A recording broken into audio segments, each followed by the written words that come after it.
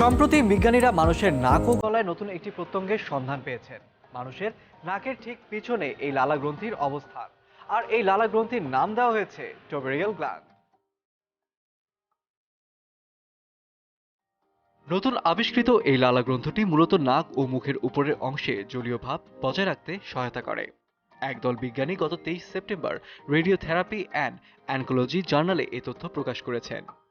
জার্নালের মতে অনেকটা দুর্ঘটনাবশতই এই অঙ্গের সন্ধান পেয়েছেন বিজ্ঞানীরা। নেদারল্যান্ডের ক্যান্সার ইনস্টিটিউটের গবেষকরা সিটি স্ক্যান ও পজিট্রন এমিশন টমোগ্রাফির বিভিন্ন ফলাফল পরীক্ষা করতে গিয়ে এই অঙ্গের সন্ধান পান। মূলত পোস্টওয়েট ক্যান্সার নিয়ে গবেষণা করতে গিয়ে হঠাৎই তারা এই টবারিয়াল গ্ল্যান্ডসের সন্ধান পান। আমাদের জিভের নিচে সবচেয়ে বড় লালাগ্রন্থি এবং দুই চোয়ালের আশেপাশে লালাগ্রন্থি সম্পর্কে ধারণা থাকলেও নাকের পিছনের টোবারিয়াল গ্ল্যান্ডের অস্তিত্ব সম্পর্কে বিজ্ঞানীরা এর আগে জানতেন না। প্রায় 100 জন রোগীর স্ক্যান রিপোর্ট অনুসন্ধান করে এই নতুন অঙ্গের শনাক্ত হওয়ার ঘোষণা দিয়েছেন গবেষকেরা। নতুন এই আবিষ্কার ক্যান্সার চিকিৎসায় বেশ গুরুত্বপূর্ণ ভূমিকা রাখবে বলে মনে করেছেন গবেষকেরা।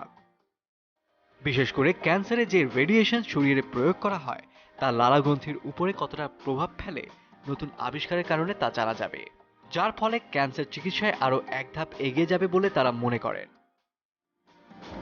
এরই মধ্যে ইউনিভার্সিটি মেডিকেল সেন্টার গ্রোনিনজেনের প্রায় 700 ক্যান্সার পেশেন্টের রেকর্ড পরীক্ষা করে বিজ্ঞানীরা লালাগ্রন্থির উপর রেডিয়েশনের প্রভাব সম্পর্কে ধারণা পেতে শুরু করেছেন।